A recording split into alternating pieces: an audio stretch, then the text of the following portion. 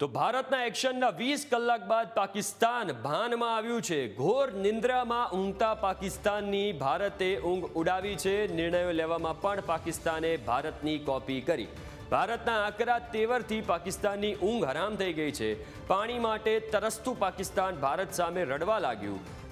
ગાંગા થયેલા પાકિસ્તાને ભારત સાથેના સંબંધોને તોડવાનું નક્કી કર્યું છે। પ્રધાનમંત્રી મોદીની ધમકી બાદ પાકિસ્તાન ટેન્શનમાં છે।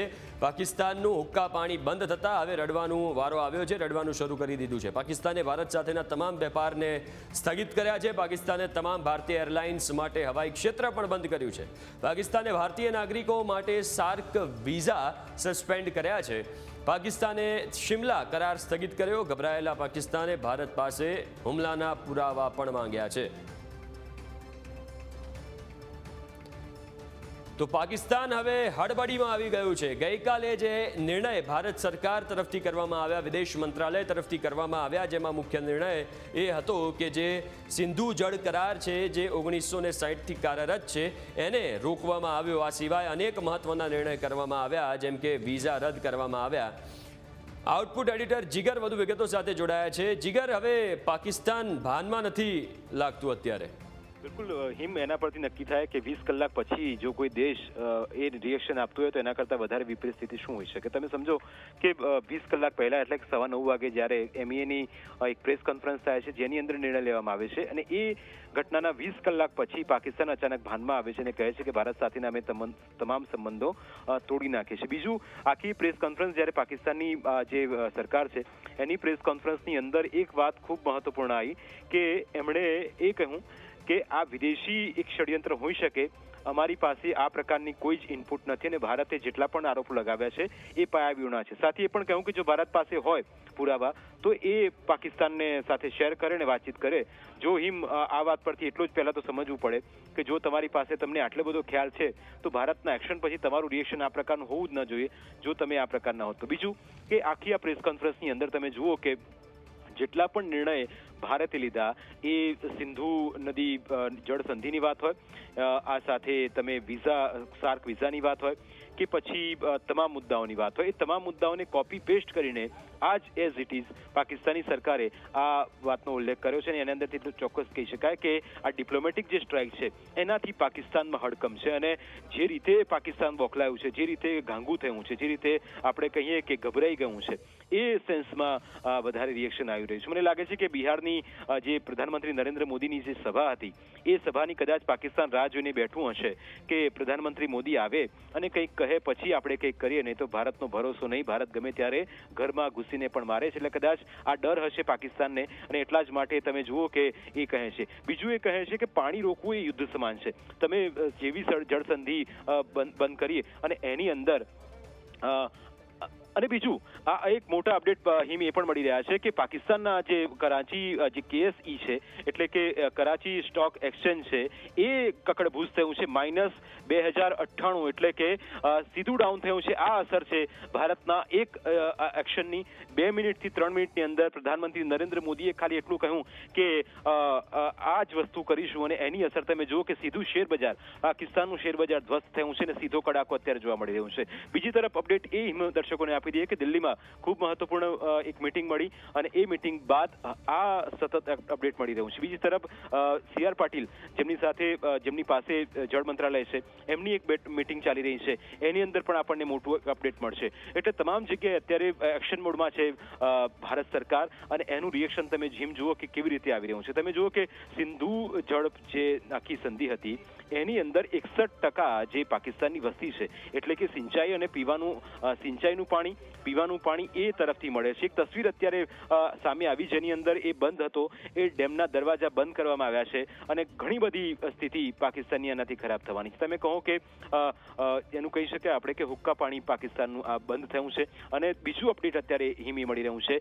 કે 30 દેશોના જેટલા પણ રાજદૂતો છે એમની એક મિટિંગ ચાલી રહી છે અને એ પણ એક મોટું અપડેટ છે। બીજું કે ઘટના સ્થળે કાલે આર્મી ચીફ જવાના છે અને એ કાલે ઘટના સ્થળનો આખી જે તાગ મેળવશે અને સ્થિતિ સ્થિતિનો તાગ મેળવ્યો છે. અપડેટ અત્યારે હિમ કે ભારતના એક્શનથી પાકિસ્તાનનું શેર બજાર ધડામ થયું છે અને એની આ અસર જોવા મળી રહી છે. ડર ચોક્કસ છે અને રક્ષામંત્રી રાજનાથસિંહની અધ્યક્ષતામાં સાંજે 6 વાગે એક સર્વદળીય બેઠક મળવાની છે, જેની અંદર તમામ પક્ષોના નેતાઓ હાજર રહેશે. રાહુલ ગાંધી, મલ્લિકાર્જુન ખડગે પણ આ બેઠકમાં હાજર રહેશે અને આ મોટું અપડેટ અત્યારે આપણને આ મળી રહ્યું છે. આવતીકાલે સેના પ્રમુખ જમ્મુ કાશ્મીર જવાના છે, જ્યાં આખી આ સ્થિતિનો તાગ મેળવશે અને 27 જેટલા લોકોના મોત થયા છે એનું આ એક જે એક્શન છે એનું રિએક્શન પાકિસ્તાનને આપ્યું, પણ એ કદાચ મોડું આપ્યું છે. અમિત શાહની રાષ્ટ્રપતિ સાથેની બેઠક પૂર્ણ થઈ છે. સર્વદળીય બેઠક પહેલા રાષ્ટ્રપતિ સાથે અમિત શાહે મુલાકાત કરી છે.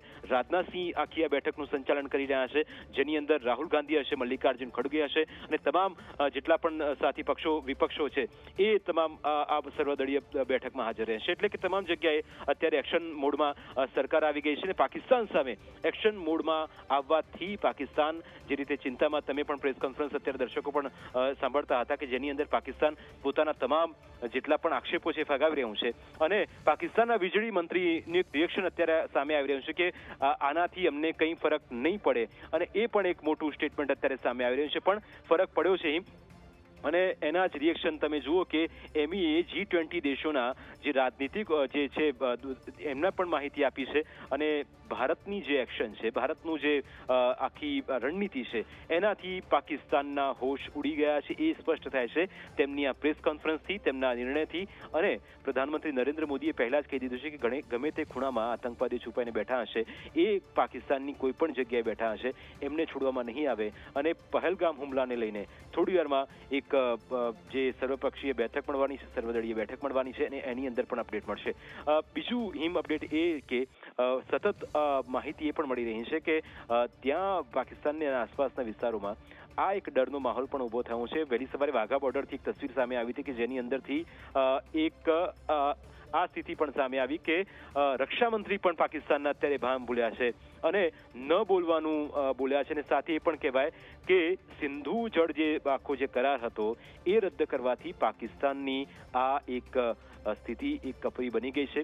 અને આ તરફ એ પણ સામે આવી રહ્યું છે કે પાકિસ્તાન સતત એ ચિંતામાં છે કે હવે ભારતનું રિએક્શન કયા પ્રકારનું હશે, કારણ કે તમામ જેટલા પણ દેશો છે એ ભારતના સપોર્ટમાં આવી રહ્યા છે અને એની અંદર તમે જુઓ કે રશિયા ભારતનું સપોર્ટ કરી રહ્યું છે. અમેરિકાએ સ્પષ્ટ કહ્યું છે કે આ ન ચલાવી લેવાય અને તમામ ઘટનાક્રમ વચ્ચે આ બેઠકની તસવીરો પાકિસ્તાનના એક્શનમાં આવવું એ પણ 20 કલાક બાદ અને કદાચ ભાનમાં આવ્યું હશે 20 કલાક બાદ. અને એ પાકિસ્તાન હવે કે જે પાકિસ્તાન બીજા પર નિર્ભર છે, જે લોન પર પાકિસ્તાન ચાલે છે, એ લોન પર પાકિસ્તાનની આ સ્થિતિ કયા પ્રકારની હશે અને ભારતની આ મોટી કાર્યવાહી બાદ પાકિસ્તાન અત્યારે ચિંતામાં છે અને એની અસર આપણને આ તમામ તેમના પાકિસ્તાનના નિર્ણયમાં જોવા મળી રહી છે.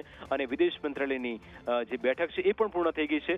G20ના જેટલા પણ જે લોકો હતા એમની સાથેની 20 દેશો સાથેના જે પ્રમુખ હતા એમની સાથેની બેઠક એક પૂર્ણ થઈ છે અને 6 વાગે આ તમામ જ્યારે આ બેઠકનો પૂર્ણ થશે ત્યારે એનો એક રિપોર્ટ પણ અંદર એ બેઠકમાં મને લાગે છે કે સબમિટ કરવામાં આવશે અને એની અંદરથી એ સ્પષ્ટ થશે. એટલે કે પાકિસ્તાનની આ સ્થિતિ છે અને ભારત એક બાદ એક એક્શન મોડમાં છે અને એની અસર તમે જુઓ કે જ્યારે આજે મધુબનીમાં પ્રધાનમંત્રી નરેન્દ્ર મોદીની એક સભા હતી અને એ સભામાં પહેલા શરૂઆતની 2 મિનિટ મૌન પાડવામાં આવે છે અને એ સભાની અંતમાં 2 મિનિટ એ આકરા પ્રહાર કરવામાં આવે છે કે પાકિસ્તાનના હોશ ઉડી ગયા છે. જર્મની, રૂસ, જાપાન આ તમામ જેટલા દેશોના જે રાજનીતિક છે એમની સાથેની એક બેઠક છે. US, બ્રિટનના જેટલા પણ જે અધિકારીઓ છે એ પણ હાજર હતા. કતર, ચીન, ફ્રાન્સના રાજદૂત પણ આમાં સામેલ છે અને 22મી જે તારીખે આખો હુમલો થયો એનું આ રિએક્શન છે. અને આ બીજું એક મોટું અપડેટ અત્યારે મળી રહ્યું છે કે પ્રધાનમંત્રી મોદીની ધમકી બાદ પાકિસ્તાન ટેન્શનમાં આવી ગયું છે અને જે પણ નિર્ણય લીધા છે એ નિર્ણયોના કારણે હવે પાકિસ્તાનની ઊંઘ હરામ થઈ ગઈ છે. પાકિસ્તાનના વિદેશ મંત્રી ભાન ભૂલ્યા અને એમની જે પ્રેસ કોન્ફરન્સ હતી એની અંદર પ્રધાનમંત્રી નરેન્દ્ર મોદીને સામે અપશબ્દનો ઉપયોગ પણ કર્યો છે. એ અપશબ્દ બોલ્યા છે અને એ અપશબ્દનો પણ ઉલ્લેખ આ જે આખી પ્રેસ કોન્ફરન્સ છે તેની અંદર થયો છે. એટલે કે તમામ રીતે પાકિસ્તાન આ ગભરાયેલા પાકિસ્તાનના શબ્દો છે, આ બોખલાયેલા પાકિસ્તાનના શબ્દો છે અને એ પાકિસ્તાનના શબ્દો છે જે ભારતના એકમાત્ર એક્શનથી આ રીતે ચિંતામાં મુકાયું છે અને એની સ્થિતિ એ પ્રકારની છે કે અત્યારે તમામ રીતે આ એક્શન મોડમાં જોવા મળી રહ્યું છે. લગભગ 5:15નો સમય થયો છે. 6 વાગે સર્વદળીય બેઠક મળશે, રાજનાથસિંહની અધ્યક્ષતામાં બેઠક મળશે. જે રાજદૂતો હતા તેમની સાથેની બેઠક પૂર્ણ થઈ છે. 20 દેશોના રાજદૂતો, G20 દેશોના જેટલા પણ રાજદૂતો છે એ બેઠકમાં હાજર હતા. એ બેઠક પૂર્ણ થઈ છે. એ બેઠક બાદ હવે 6 વાગે જ્યારે સર્વદળીય બેઠક મળશે, અમિત શાહ ત્યાં પહોંચશે. રાષ્ટ્રપતિ સાથે તેમની મુલાકાત પૂર્ણ થઈ ગઈ છે. આ તરફ રાજનાથસિંહ આખી આ બેઠકનું સંચાલન કરવાના છે અને એની ઘટનાક્રમ વચ્ચે આજે જે તસવીરો હિમ આવી એ ઘણી બધી એનો સંકેત આપે છે. જે આજે નિર્ણયો લેવા એની પણ એક નજર કરીએ તો જે પીએમ મોદીએ જ્યારે બિહારની ધરતી પરથી એમ કહ્યું